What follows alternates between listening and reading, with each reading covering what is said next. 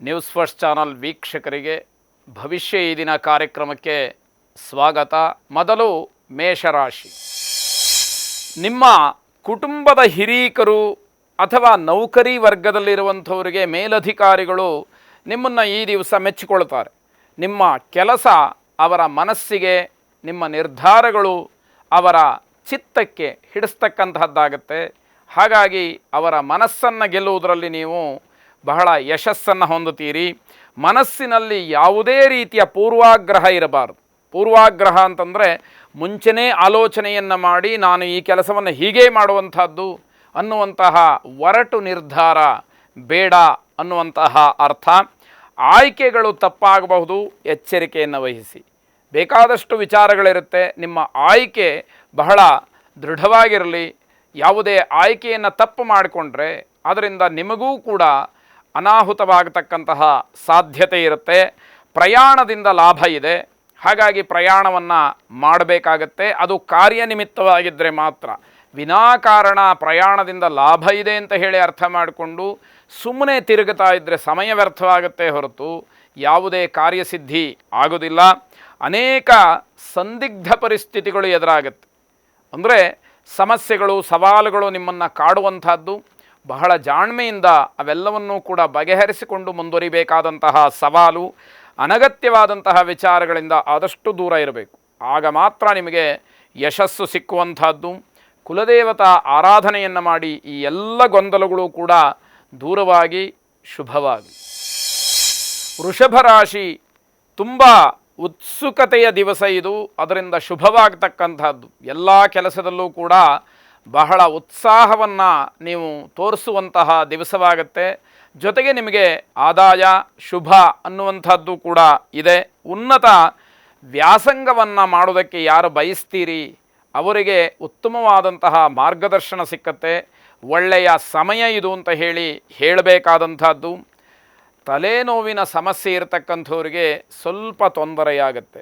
ಹಾಗಾಗಿ ಅದನ್ನು ತಾತ್ಸಾರ ಮಾಡದಲೇ ವಿಶೇಷವಾದಂತಹ ವೈದ್ಯರ ಸಲಹೆಯನ್ನು ಪಡ್ಕೊಂಡು ಸರಿಯಾದಂತಹ ಔಷಧೋಪಚಾರಗಳನ್ನು ಮಾಡಿಕೊಂಡ್ರೆ ಮುಂದಿನ ದಿನಮಾನದಲ್ಲಿ ಆ ತಲೆನೋವಿನಿಂದ ಕಣ್ಣಿಗೆ ಆಗಬಹುದಾದಂತಹ ತೊಂದರೆಯನ್ನು ತಪ್ಪಿಸಿಕೊಳ್ಳಬಹುದು ಎಂಬುದಾಗಿ ಹೇಳಬೇಕಾಗತ್ತೆ. ದೊಡ್ಡ ದೊಡ್ಡ ಕೆಲಸದ ಆಸೆ ಇರುತ್ತೆ.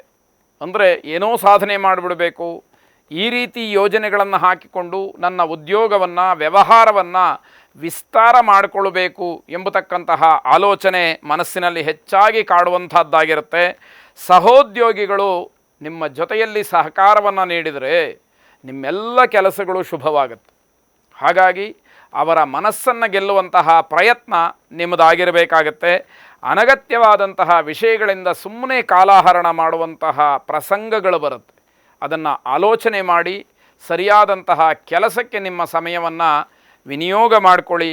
ನವಗ್ರಹರ ಆರಾಧನೆಯನ್ನು ಮಾಡಿ ಶುಭವಾಗಿ. ಮಿಥುನ ರಾಶಿ. ಉದ್ಯೋಗದಲ್ಲಿ ಉನ್ನತವಾದಂತಹ ಸ್ಥಾನಮಾನ. ನಿಮ್ಮ ಕಾರ್ಯವೈಖರಿ ಅಷ್ಟು ಶ್ರೇಷ್ಠತಮವಾದ್ದು, ಹೆಚ್ಚಿನ ಗುಣಮಟ್ಟದ್ದಾಗಿರುತ್ತೆ ಅಂತ ಹೇಳಿ ತಿಳ್ಕೊಳ್ಬೇಕು. ಮಧ್ಯಾಹ್ನದ ಒಳಗಡೆ ಎಲ್ಲ ಕೆಲಸಗಳನ್ನು ಮುಗಿಸ್ಕೊಳ್ಳಿ. ಮಧ್ಯಾಹ್ನದ ನಂತರದಲ್ಲಿ ಸಮಯ ಅಷ್ಟು ಚೆನ್ನಾಗಿಲ್ಲ. ನಕ್ಷತ್ರ, ತಿಥಿ ಇವುಗಳ ಬದಲಾವಣೆ. ಹಾಗಾಗಿ ಅವೆಲ್ಲವೂ ಕೂಡ ನಿಮ್ಮ ರಾಶಿಯ ಮೇಲೆ ಪ್ರಭಾವವನ್ನು ಬೀರತಕ್ಕಂಥದ್ದಾಗಿರುತ್ತೆ. ಮಧ್ಯಾಹ್ನದ ಒಳಗಡೆ ನಿಮ್ಮೆಲ್ಲ ಕೆಲಸಗಳು ಮುಗಿದಿದ್ದರೆ ಅದರಿಂದ ಯಶಸ್ಸಾಗುತ್ತೆ. ಪ್ರಭಾವಿ ವ್ಯಕ್ತಿಗಳ ಜೊತೆಯಲ್ಲಿ ವ್ಯಾವಹಾರಿಕವಾದಂತಹ ವಿಚಾರಕ್ಕೆ ರಾಜಿ ಸಂಧಾನವನ್ನು ಮಾಡಿಕೊಳ್ಬೇಕಾಗತ್ತೆ. ನಿಮ್ಮ ವ್ಯವಹಾರದಲ್ಲಿ ಪ್ರಭಾವಿ ವ್ಯಕ್ತಿಗಳ ಕೈವಾಡವೂ ಇರುತ್ತೆ. ಹಾಗಾಗಿ ಅಲ್ಲಿ ರಾಜಿ ಅಂದರೆ ನೀವು ಕಾಂಪ್ರಮೈಸ್ ಮಾಡಿಕೊಳ್ಬೇಕಾದಂತಹ ಪರಿಸ್ಥಿತಿ ಯಾವುದೋ ವ್ಯವಹಾರದಲ್ಲಿ ಇರುತ್ತೆ ಅಂತ ಹೇಳಿ ಅರ್ಥ ಮಾಡ್ಕೊಳ್ಳಿ. ವ್ಯಾಪಾರದ ಸಮಸ್ಯೆಗಳು ದೂರ ಆಗ್ತಾ ಹೋಗುತ್ತೆ. ಅದೂ ಕೂಡ ನಿಮಗೆ ಒಂದು ರೀತಿಯ ಲಾಭ. ಪ್ರೇಮಿಗಳಿಗೆ ಶುಭವಾಗಿರತಕ್ಕಂತಹ ದಿವಸ. ಆ ಆನಂದವನ್ನು ನೀವು ಅನುಭವಿಸಿ. ಜೊತೆಗೆ ದೈಹಿಕವಾದಂತಹ ಶ್ರಮದ ಅನುಭವ ನಿಮಗೆ ಆಗುವಂಥದ್ದು. ತುಂಬ ಓಡಾಟವನ್ನು ಮಾಡಿರ್ತೀರಿ, ಕಷ್ಟಪಟ್ಟಿರ್ತೀರಿ. ಹಾಗಾಗಿ ದೇಹದಲ್ಲಿ ಏನೋ ಒಂದು ರೀತಿಯ ಆಲಸ್ಯ, ಆಯಾಸ ಅನ್ನುವಂಥದ್ದು ಕಾಣುತ್ತೆ. ಇಷ್ಟದೇವತಾ ಆರಾಧನೆಯನ್ನು ಮಾಡಿ ಎಲ್ಲವೂ ಕೂಡ ಶುಭವಾಗಿ. ಕರ್ಕಾಟಕ ರಾಶಿ. ಅನಿವಾರ್ಯವಾಗಿ ನಿಮಗೆ ಯಾವ ಕೆಲಸ ಇಷ್ಟ ಇರೋದಿಲ್ವೋ ಆ ಕೆಲಸಕ್ಕೆ ನೀವು ಒಪ್ಪಿಗೆಯನ್ನು ಕೊಡಬೇಕಾದಂತಹ ಪರಿಸ್ಥಿತಿ ಬರುತ್ತೆ. ಇದೆಲ್ಲವೂ ಗ್ರಹಗತಿಯ ಫಲ, ಗ್ರಹದ ಬಲ. ಹಾಗಾಗಿ ನಿಮಗೆ ಇಷ್ಟೇ ಇಲ್ಲದೇ ಇದ್ದರೂ ಕೂಡ ಅದನ್ನು ಒಪ್ಪಿಕೊಳ್ಬೇಕಾದಂಥದ್ದು. ಅವಸರ ಮತ್ತು ಕೋಪವನ್ನು ನಿಯಂತ್ರಣ ಮಾಡಬೇಕು. ತುಂಬ ಆತುರಾತುರವಾಗಿ ಯಾವುದಾದ್ರು ಕೆಲಸಗಳನ್ನು ಮಾಡ್ತಕ್ಕಂಥದ್ದು, ಸಿಟ್ಟಿನಿಂದ ನಿರ್ಧಾರವನ್ನು ಮಾಡ್ತಕ್ಕಂಥದ್ದು ಇದು ಬೇಡ. ಅದರಿಂದ ತೊಂದರೆಯಾಗತ್ತೆ, ಅದನ್ನು ಗಮನದಲ್ಲಿಟ್ಕೊಳ್ಬೇಕು. ದಿನದ ಆರಂಭ ಅಷ್ಟೊಂದು ಶುಭವಾಗಿರೋದಿಲ್ಲ, ನಂತರದಲ್ಲಿ ಶುಭ. ಅಂದರೆ ಬೆಳಗ್ಗೆ ಎದ್ದ ತಕ್ಷಣ ಏನೋ ಕಿರಿಕಿರಿ ಇರುತ್ತೆ, ಸ್ವಲ್ಪ ಹೊತ್ತು ಕಳೆದ ನಂತರದಲ್ಲಿ ಅವೆಲ್ಲವೂ ಕೂಡ ಸರಿಯಾಗಿ ಶುಭದ ಸೂಚನೆ ನಿಮಗೆ ಕಾಣುವಂಥದ್ದಾಗತ್ತೆ. ಸಾಲದ ವಿಚಾರವನ್ನು, ಅಂದರೆ ಬೇರೆಲ್ಲೋ ಬ್ಯಾಂಕ್ಗಳಲ್ಲೋ ಇತ್ಯಾದಿಗಳಲ್ಲಿ ಸಾಲವನ್ನು ಪಡೆಯುವ ವಿಚಾರದಲ್ಲಿ ಸ್ವಲ್ಪ ಚರ್ಚೆಯನ್ನು ನಡೆಸ್ತೀರಿ. ಅದು ಬೇಡ ಅಂತ ಹೇಳಬೇಕು. ಅಂದರೆ ಸಾಲ ಮಾಡುವಂಥದ್ದು ಈ ದಿವಸ ಬೇಡ, ಅದು ಗ್ರಹಗತಿಯ ದೃಷ್ಟಿಯಿಂದ ನಿಮಗೆ ಅಷ್ಟು ಸೂಕ್ತವಲ್ಲ, ಚೆನ್ನಾಗಿಲ್ಲ. ಅದರಿಂದ ಅನುಕೂಲಕ್ಕಿಂತ ಅನಾನುಕೂಲ ಹೆಚ್ಚು ಅನ್ನುವಂತಹ ಮಾತು, ಅದನ್ನು ಗಮನಿಸ್ಕೊಳ್ಳಿ. ತಾಯಿಯ ಆರೋಗ್ಯದ ಬಗ್ಗೆ ಗಮನ ಇರಲಿ. ತಾಯಿಯವರು ಅನಾರೋಗ್ಯ ಪೀಡಿತರಾಗಿದ್ದರೆ ಅವರನ್ನು ಸರಿಯಾದಂತಹ ರೀತಿಯಲ್ಲಿ ನೋಡಿಕೊಳ್ತಕ್ಕಂಥದ್ದು ನಿಮ್ಮ ಪಾಲಿನ ಕರ್ತವ್ಯ, ಜೊತೆಗೆ ಅಗತ್ಯವೂ ಹೌದು.